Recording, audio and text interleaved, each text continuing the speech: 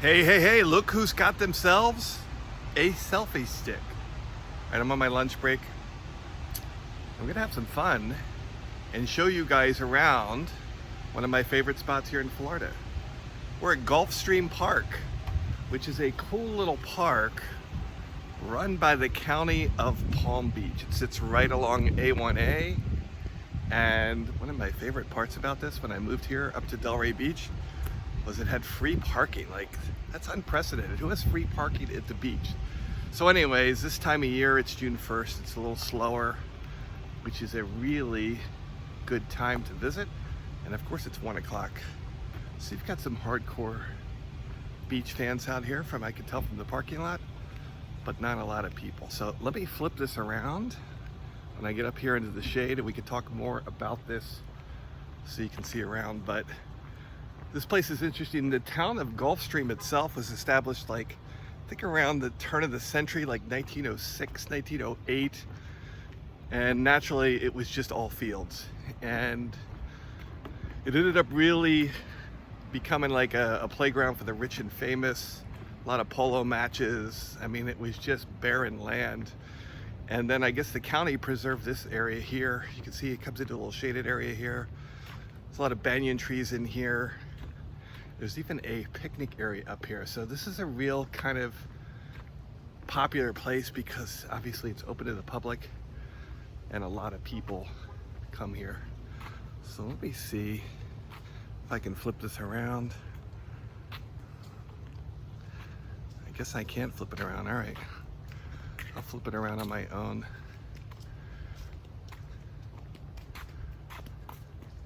But it's really a cool spot. And what's interesting about this, it's right on the intercoastal and between the highways. So it's just this little swath of land.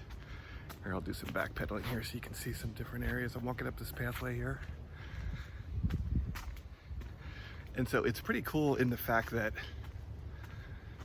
it's beach accessible. And what I like about it is they've got outdoor showers, a little vending machine, couple benches. You see a lot of seniors come up here. They got a playground for kids. But this area in particular is interesting because they ended up building the intercoastal during the war because of the German U-boats that were coming up on the Atlantic, and they wanted to be able to protect, I guess, our Navy by building that intercoastal. And of course, once the war ended, things kind of got back to normal here. This is kind of the park. You can see the shaded area over here for a picnic area and grilling. You got the lifeguard stand here. We're gonna go down a little bit to my favorite spot. So it's really cool and it's got a lot of shade. There's a couple of private properties right next to it. I'm not sure how I'd like living right next to a public beach, but obviously they're right on the ocean, so I'm sure they're not complaining. But you can see behind the playground, they've got a lot of signs that are warning you of the private property. So last year, right around this time, I usually come here to visit during my lunch break. In fact, a little public service announcement. There is a great deli over here. I recommend sandwich number 38. My mom had it, and she said, and I quote, "It's the best sandwich I've ever had."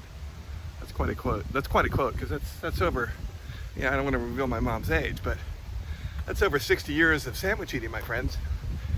So now if you Google Gulfstream Park, you're probably going to see a casino in Hallandale Beach. That's not it. You're going to have to Google Gulfstream Park, Delray Beach, or Palm Beach. And what you're going to see is, your TripAdvisor pages. You'll see your Google pages, reviews. In fact, one person I had to laugh. She complained the parking lot was too small. Another reviewer complained that the mangrove trees were too high and it ruined their view. So, just got here. Interesting summer phenomenon going on. A lot of seaweed. That happened last year at this time as well.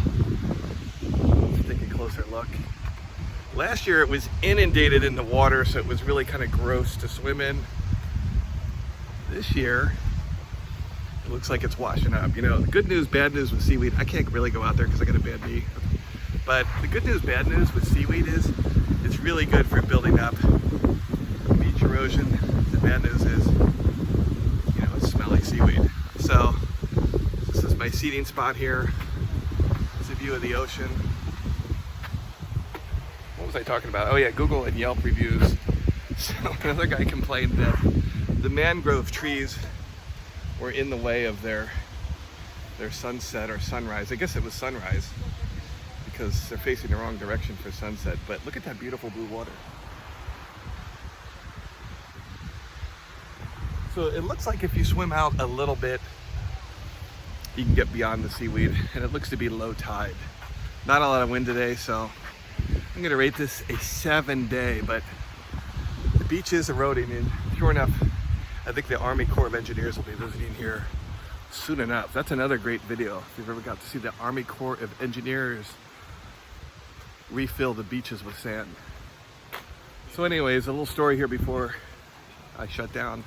Last year around this time, I think it was around June, there was a human trafficking incident right here at Gulfstream Park. And remarkably, you know, the authorities caught him right away.